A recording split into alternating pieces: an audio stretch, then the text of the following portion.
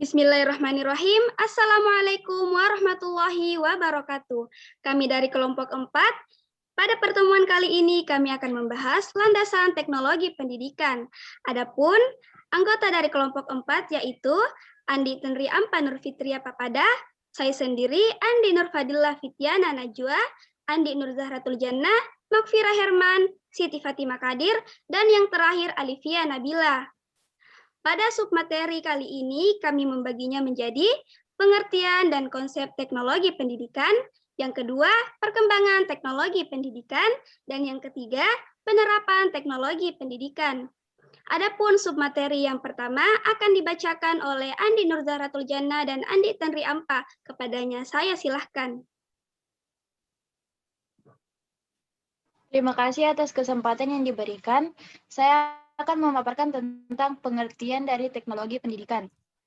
Teknologi pendidikan adalah metode bersistem untuk merencanakan, menggunakan dan menilai seluruh kegiatan pengajaran dan pembelajaran dengan memperhatikan baik sumber teknis, manusia, dan interaksi antara keduanya, sehingga mendapatkan bentuk pendidikan yang lebih efektif. Teknologi pendidikan dapat didefinisikan dengan berbagai macam formulasi. Yang pertama, teknologi pendidikan merupakan suatu proses yang kompleks dan terintegrasi, meliputi manusia, alat, dan sistem, termasuk diantaranya gagasan, prosedur, dan organisasi. Yang kedua, teknologi pendidikan memakan pendekatan yang bersistematis dalam rangka menganalisis dan memecahkan persoalan proses belajar. Yang ketiga, teknologi pendidikan merupakan suatu bidang yang berkepentingan dengan pengembangan secara sistematis berbagai macam sumber belajar, termasuk di dalamnya pengelolaan dan penggunaan sumber tersebut. Keempat, teknologi pendidikan merupakan suatu bidang profesi yang terbentuk dengan adanya usaha terorganisasikan dalam mengembangkan teori melaksanakan. Sekian penjelasan dari saya, kemudian akan dilanjutkan oleh Andi Tenri Ampa. Baiklah, di sini saya akan melanjutkan presentasi dari Andi Nur Zahratul Jannah. Dan di sini saya akan memaparkan mengenai konsep teknologi pendidikan. Yang pertama yaitu bahwa pendidikan pada hakikatnya merupakan kegiatan yang dilakukan oleh anak didik yang berakibat terjadinya perubahan pada dirinya. Kemudian yang kedua, bahwa pendidikan adalah proses yang berlangsung seumur hidup. Kemudian yang ketiga, pendidikan dapat berlangsung kapan dan di mana saja, yaitu pada saat dan tempat yang sesuai dengan keadaan dan kebutuhan anak didik. Kemudian yang keempat, pendidikan dapat berlangsung secara mandiri atau independen, dan dapat pula berlangsung secara efektif dengan dilakukan pengawasan dan penilaian berkala. Kemudian yang kelima, pendidikan dapat berlangsung secara efektif, baik dalam kelompok yang homogen, heterogen, maupun perorangan atau individualis. Kemudian yang terakhir, belajar dapat diperoleh dari siapa dan apa saja, baik yang sengaja dirancang maupun yang diambil manfaatnya. Nah, sekian penjelasan mengenai konsep teknologi pendidikan, saya kembalikan kepada moderator. Baiklah, pada submateri yang kedua akan dibawakan oleh Siti Fatimah Kadir dan Makfirah Herman. Kepadanya saya silahkan.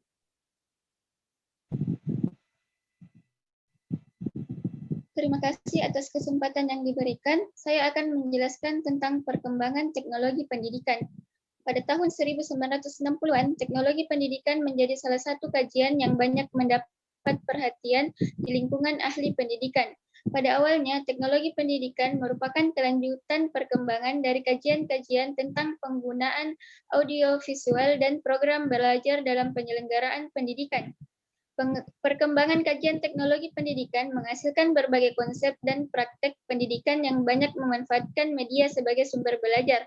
Oleh karena itu, terdapat persepsi bahwa teknologi pendidikan sama dengan media, padahal kedudukan media berfungsi sebagai sarana untuk mempermudah dan penyampaian informasi atau bahan belajar. Dalam kaitannya dengan pembelajaran, teknologi pendidikan memperkuat dalam merekayasa berbagai cara dan teknik dari mulai tahap desain, pengembangan, pemanfaatan berbagai sumber belajar, implementasi, dan penilaian program dan hasil belajar. Materi selanjutnya akan dijelaskan oleh Saudari Makfirah Herman. Baik, di sini saya akan menjelaskan kembali terkait perkembangan teknologi pendidikan. Berdasarkan sejarah perkembangannya, istilah teknologi pendidikan mulai digunakan sejak tahun 1963 dan secara resmi diikrarkan oleh Association of Educational and Communication Technology sejak tahun 1977. Walaupun ada kalanya terjadi overlapping penggunaan istilah tersebut dengan teknologi pembelajaran. Namun, kedua istilah tersebut masih terus digunakan sesuai dengan pertimbangan penggunaannya. Menurut Prin, bahwa di Inggris dan Kanada lebih lazim digunakan istilah teknologi pendidikan, sedangkan di Amerika Serikat banyak digunakan istilah teknologi pembelajaran. Tapi ada kalanya kedua istilah tersebut digunakan secara serempak dalam kegiatan yang sama, dan akhir-akhir ini berkembang konsep bahwa teknologi pembelajaran lebih layak digunakan untuk konteks penyelenggaraan pengajaran. Mungkin itu yang dapat saya sampaikan. Selanjutnya, saya serahkan kepada moderator. Ya, baiklah. Pada submateri yang ketiga ini akan dibawakan oleh saya sendiri, Andi Nurfadilah Fitiana Najwa, dan Saudari Alivia Nabila. Langsung saja, yaitu pembelajaran jarak jauh. Dengan adanya teknologi komunikasi berbasis video, dosen ataupun pengajar pun semakin mudah untuk memberikan materi meski sedang berhalangan hadir. Dosen atau pengajar dapat merekam saat menjelaskan materi pembelajaran atau membuat video tentang materi pembelajaran yang ingin disampaikan.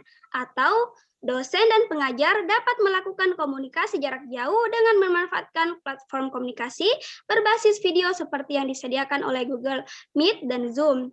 Nah, yang kedua yaitu penggunaan materi untuk berbagai materi. Dulu, kita harus menduplikasi materi yang diberikan oleh dosen ataupun pengajar dengan cara fotokopi atau menyalinnya secara manual.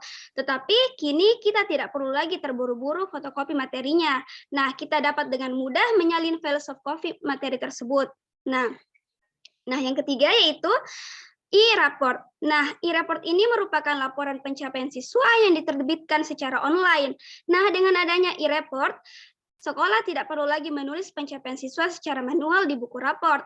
Nah, guru hanya perlu mengisi data laporan pada e-report, kemudian mengirimkannya ke email wali murid dan siswa. Selanjutnya, saya serahkan ke Alivia Nabila. Terima kasih atas kesempatan yang telah diberikan kepada saya. Jadi langsung saja, saya akan menjelaskan materi terkait penerapan teknologi pendidikan. Kemudian PKKMB online, di mana PKKMB online ini merupakan orientasi mahasiswa baru yang biasanya dilakukan secara langsung. Dengan kata lain, calon mahasiswa itu diharuskan datang untuk mendaftarkan dirinya pada sekolah atau universitas yang diminati. Tetapi, bagaimana jika calon mahasiswa tersebut berada di kota yang jauh dari universitas tersebut? Nah, tentu akan sangat tidak efektif. Dengan adanya PKKMB online ini, calon mahasiswa yang jauh sekalipun dapat mendaftarkan dirinya melalui website. Jadi, calon mahasiswa hanya perlu datang untuk melakukan ujian penerimaan, kemudian mengurus administrasi jika diterima di universitas tersebut. Yang berikutnya, ada sistem absensi, di mana sistem absensi ini merupakan terobosan teknologi berupa absensi sidik jari. Ada juga yang berupa website universitas. Nah, sebenarnya hal ini akan memudahkan sekolah atau universitas untuk mencatat kedatangan siswa, pengajar, maupun staf. Dengan begitu, sekolah dapat memantau kedisiplinan mahasiswa, pengajar, maupun staf. Sistem absensi ini juga dapat diintegrasikan dengan SMS gateway sehingga siswa, pengajar, maupun staf yang beberapa kali tidak masuk dapat diberi peringatan melalui SMS. Kemudian, ada sistem keuangan, di mana apabila kita bekerja menjadi staf keuangan, kita tidak perlu lagi bingung karena salah hitung atau karena terlalu banyak slip yang harus direkap secara manual. Dengan adanya komputer, staf dapat merekap sekaligus menghitung dengan mudah. Kita juga dapat menggunakan software jika sekolah tempat bekerja kita memasang sistem informasi. Kemudian ada perpustakaan, di mana perpustakaan yang saya maksud adalah perpustakaan yang sudah memiliki e-library. E-library akan memudahkan pengunjung untuk mencari letak buku yang diinginkan. Pustakawan juga hanya perlu menginput nomor rak dan merapikan buku-buku sesuai rak buku masing-masing. Selain itu, pustakawan juga dapat melacak buku yang dipinjam oleh pengunjung dengan mudah. Sekian dari saya kembalikan ke moderator. Baiklah, itu tadi pemaparan dari kelompok kami tentang landasan teknologi pendidikan. Kurang dan lebihnya mohon dimaafkan. Assalamualaikum warahmatullahi wabarakatuh.